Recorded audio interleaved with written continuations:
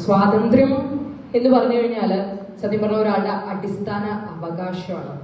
അത് അംഗീകാരമായി മാറുമ്പോഴാണ് ഒരാൾ നൽകേണ്ടതോ അല്ലെങ്കിൽ ആരെടുത്തുന്നെങ്കിലും പിടിച്ചു വാങ്ങേണ്ടതോ ആയി മാറുന്നത്. നിങ്ങൾ തന്നെ ചിന്തിച്ചു നോക്കൂ, അത് അവകാശമാണോ അതോ അംഗീകാരമാണോ എന്നത്. വ്യക്തിയായി മാറാനുള്ള അവസരം വീട്ടുകാർ ഒരുക്കിയിട്ടില്ല.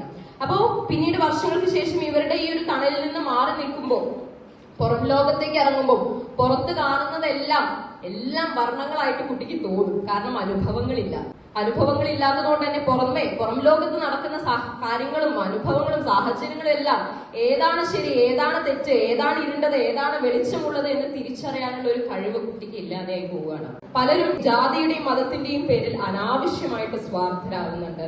അല്ലെങ്കിൽ മതവിശ്വാസങ്ങളുടെ പേരിൽ നമ്മുടെ ആവിഷ്കാര സ്വാതന്ത്ര്യം പലപ്പോഴും ഇല്ലാതായി പോകുന്നുണ്ട്. ഇവിടെ പെൺകുട്ടികളുടെ സാഹചര്യത്തിലാണെങ്കിലും ആൺകുട്ടികളുടെ സാഹചര്യത്തിലാണെങ്കിലും സുഹൃബന്ധമൊക്കെ ഉപരി നമ്മളൊരു വിവാഹ ബന്ധത്തിലേക്ക് കടക്കുമ്പോൾ കാലം ഒരുപാട് കഴിഞ്ഞെങ്കിലും ശ്രീനാരായണ ഗുരു ഒരുപാട് വർഷങ്ങൾക്ക് മുൻപ് പറഞ്ഞു, ഒരു ജാതി, ഒരു മതം, ഒരു ദൈവം, മനുഷ്യന് മതമേതായാലും മനുഷ്യൻ നന്നായ മതി എന്നൊക്കെ പറഞ്ഞെങ്കിലും ഇന്നും ആ വചനങ്ങളൊക്കെ പ്രസക്തിയുള്ളതാണെങ്കിലും നമ്മള് പ്രവൃത്തിയിലേക്ക് കടക്കുമ്പോൾ അതൊന്നും കാണുന്നില്ല എന്നത് മറ്റൊരു സത്യമാണ്. നമ്മുടെ ഗൃഹങ്ങളില് സംരക്ഷണം, വീട്ടുകാരുടെ രക്ഷിതാക്കളുടെ സംരക്ഷണം എന്ന പേരിനടിയിൽ നടക്കുന്ന പല കാര്യങ്ങളും സത്യം പറഞ്ഞാല് സ്വാതന്ത്ര്യ നിഷേധമാണ്.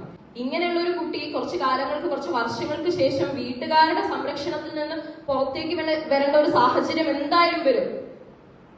ഇപ്പോഴും ആ കുട്ടി 18 കഴിഞ്ഞെങ്കിലും ഒരു വ്യക്തിയായി മാറിയിട്ടില്ല, അല്ലെങ്കിൽ വ്യക്തിയായി മാറാനുള്ള അവസരം ആൾക്ക് പേരൻസിനെ കൺവിൻസ് ചെയ്യാൻ പറ്റിയില്ല, പക്ഷെ പേരൻസിന് ആളെ കൺവിൻസ് ചെയ്യാൻ പറ്റി. അപ്പൊ ഈ ഒരു ആൾ പറഞ്ഞപ്പോ എനിക്ക് ഓർമ്മ വന്നത്, ഞാൻ +2 കഴിഞ്ഞ് നിൽക്കുമ്പം എനിക്ക് താല്പര്യം PSC ഫിസിക്സ് എടുത്ത് പോകാനായിരുന്നു. എന്റെ അമ്മയ്ക്ക് താല്പര്യം ഞാൻ MBBS എടുത്ത് പോകാനായിരുന്നു. ഞാൻ നീറ്റ് എഴുതിയിട്ടുണ്ടായിരുന്നു. ഒരു കോച്ചിങ്ങും ഇല്ലാതെ ഒന്നുമില്ലാതെ ഞാൻ എഴുതി. അറൌണ്ട് 500 സംതിങ് സ്കോർ അപ്പൊ തന്നെ ഉണ്ടായിരുന്നു. അപ്പൊ ഒന്നുകൂടി നമുക്ക് റിപ്പീറ്റ് ചെയ്യാം, അടുത്ത ടൈമിൽ നമുക്ക് ഇതിലും സ്കോർ ചെയ്യാൻ പറ്റും എന്നൊക്കെ വീട്ടിൽ നിന്ന് പറഞ്ഞെങ്കിലും അവരെ അത് ഇമ്പോസ് ചെയ്തില്ല, എന്റെ മേലിൽ ഇമ്പോസ് ചെയ്തില്ല. പകരം ഫിസിക്സ് ആണ്, നീ ആലോചിച്ചു, നിനക്ക് ഓക്കെ ആണെങ്കിൽ you can go with that എന്നൊരു രീതിയിലായിരുന്നു എന്റെ വീട്ടിൽ നിന്നുള്ള റെസ്പോൺസ്.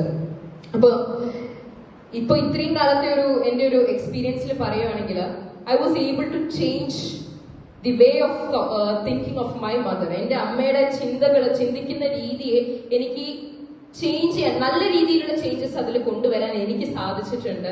ആൻഡ് അത് ഞാൻ എൻ്റെ ഒരു അംഗീകാരമായിട്ട് കാണാണ്. അതുപോലെ നിങ്ങൾ എല്ലാവർക്കും സ്വാതന്ത്ര്യം എന്നൊരു സങ്കല്പത്തെ കുറിച്ച്, ആ ഒരു ടോപ്പിക്കിനെ കുറിച്ച് നിങ്ങളുടെ വീടുകളിലും നിങ്ങൾക്ക് നല്ല രീതിയിലുള്ള ചേഞ്ചസ് വരുത്താൻ സാധിക്കണം.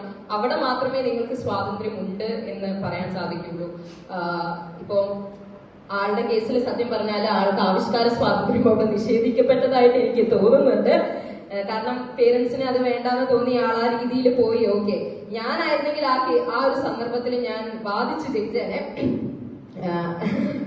അപ്പോ എനിക്ക് പിന്നീട് അത് റിഗ്രറ്റ് ആയി പോയേനെ. ഇപ്പൊ MBBS പോയിട്ടുണ്ടായിരുന്നെങ്കിൽ എനിക്കത് റിഗ്രറ്റ് ആവും. അപ്പൊ ആ റിഗ്രറ്റിനുള്ള ഒരു ചാൻസ് ഞാൻ ഒരിക്കലും കൊടുക്കൂല. അപ്പോ നിങ്ങളുടെ വീടുകളിലും ഒക്കെ ആവിഷ്കാര സ്വാതന്ത്ര്യം നിങ്ങൾക്ക് നല്ല രീതിയിലുണ്ട് എന്ന് വരുക. പിന്നെ ഒരു ഡിസ്ക്ലെയിമർ, എനിക്ക് എല്ലാ തരത്തിലുള്ള സ്വാതന്ത്ര്യങ്ങളെ കുറിച്ച് സംസാരിച്ചതിന് ശേഷം എനിക്ക് അവസാനമായിട്ട് ഒരു ഡിസ്ക്ലെയിമർ പറയാനുള്ളത് എന്താണെന്ന് വെച്ച് കഴിഞ്ഞാൽ, ഇപ്പോ freedom of thought and expression, ആവിഷ്കാര സ്വാതന്ത്ര്യം പോലെയുള്ള എന്ത് സ്വാതന്ത്ര്യങ്ങളായിക്കോട്ടെ എല്ലാത്തിനും ഒരു ലിമിറ്റ് ഉണ്ട്. ആ ലിമിറ്റിന് അണ്ടറിലുള്ള ഏതാണ് എത്തിക്കൽ, ഏതാണ് അൺഎത്തിക്കൽ ആയിട്ടുള്ള പ്രവൃത്തികൾ എന്ന് ഡിഫറൻഷിയേറ്റ് ചെയ്യാൻ നിങ്ങൾക്ക് സാധിക്കണം. ഇപ്പൊ ഒരു നടി ബോഡി ഷേമിങ്ങിന്റെ പേരിൽ കേസ് കൊടുത്തു. ആ നടിയുടെ പോസ്റ്റുകൾക്ക് അടിയിൽ പലതരത്തിലുള്ള കമന്റുകൾ വന്നു. അത് ആവിഷ്കാര സ്വാതന്ത്ര്യമായതിനാൽ എനിക്ക് എന്റെ അഭിപ്രായം എന്തും തന്നെ ആയിക്കോട്ടെ, അത് ഞാൻ എവിടെയും തുറന്നടിച്ച് പറയും എന്ന പേരിൽ നിങ്ങൾ ഇനിയും മുന്നോട്ട് പോകുകയാണെങ്കിൽ അത് അൺഎത്തിക്കലാണോ എത്തിക്കലാണോ എന്ന് ചിന്തിച്ചിട്ട് മുന്നോട്ട് പോവാ, ഇല്ലെങ്കിൽ പണി കിട്ടും എന്നാണ് എനിക്ക് പറയാനുള്ളത്.